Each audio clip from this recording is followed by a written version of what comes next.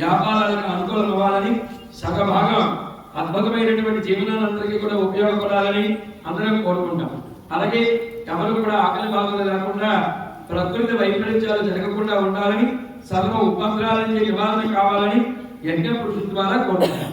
ఆ చేసిన యజ్ఞ పురుషుడికి కృతజ్ఞతాపూర్వకంగా 2 నాలుగులతో పాటు 5 నాలుగులకి ఉండేటటువంటి ఆహారాన్ని ఆహుతిగా ఏకకాలంలో పూర్ణంగా సమర్పించడాన్ని పూర్ణాహుతి అంటారు. ఈ యజ్ఞదేవుడి గురించి చెప్పాలంటే అరగంట సేపు పడుతుంది. కాబట్టి మనకు ఉండేటటువంటి సమయంలో చెప్పడం జరగదు. సాయంత్రం కాలంలో ఒక పక్క ద్వాదశాలలో జరుగుతూ ఉంటాయి, మనకి 10 నిమిషాలు ఖాళీ ఉంటుంది. ఆ సమయంలో అగ్నిదేవుడి గురించి చెప్పడం మీ అందరికీ కూడా వినమం చేసుకుంటాను. ఇక పూర్ణ ఆసనమైంది. మీ అందరూ నమస్కారం చేసుకుంటారు. ఏమని అంటే మీ కుటుంబాలన్నీ కూడా మొత్తం తనమాలి ధర్మం లేదంటారు కదా ధర్మరాజు. కాబట్టి మీ కుటుంబాలన్నీ కూడా ముందు బాగుండాలని కోరుకోండి. తర్వాత ఈ సమాజం అంతా కూడా ఉన్నతమైనటువంటి స్థానానికి వెళ్ళాలని కోరుకోండి. మన హిందూ ధర్మం నిత్య నిరంతరం కూడా మన ఋషులు ఎలాగైతే రక్షించడానికి ఎన్నో పరిచర్యలు చేశారో అలాగే కూడా మనం రక్షించుకోవడానికి తగిన శక్తిని మన హిందూ ధర్మానికి ఇవ్వాలని అందరూ కూడా నమస్కారం చేసుకుంటారు. అలాగే ఇంతమంది ఇక్కడికి చేరుకున్నాం, ఇంత వార్షిక బ్రహ్మోత్సవం చూస్తున్నామంటే దానికి కారణం మూల కారణం ఆలయం. ఈ ఆలయం కూడా దినదిన ప్రవర్తమానంగా అభివృద్ధి చెందాలని కోరుకోండి. తర్వాత ఈ రోజు నిత్య నూతనంగా ఆలయ నిర్మాణం కాబోతున్నటువంటి లక్ష్మీ సుదర్శన లక్ష్మీ నరసింహస్వామి యొక్క ఆలయం త్వరలోని ప్రతిష్ఠ కూడా సిద్ధం కావాలని, దానికి ఎటువంటి ఆటంకాలు లేకుండా నిర్విఘ్నంగా కొనసాగాలని ఒకమారి యజ్ఞ పురుషుల ద్వారా నమస్కారం చేసుకుంటూ ఈ పూర్ణాహుతికి ఉపక్రమించాం. ఓ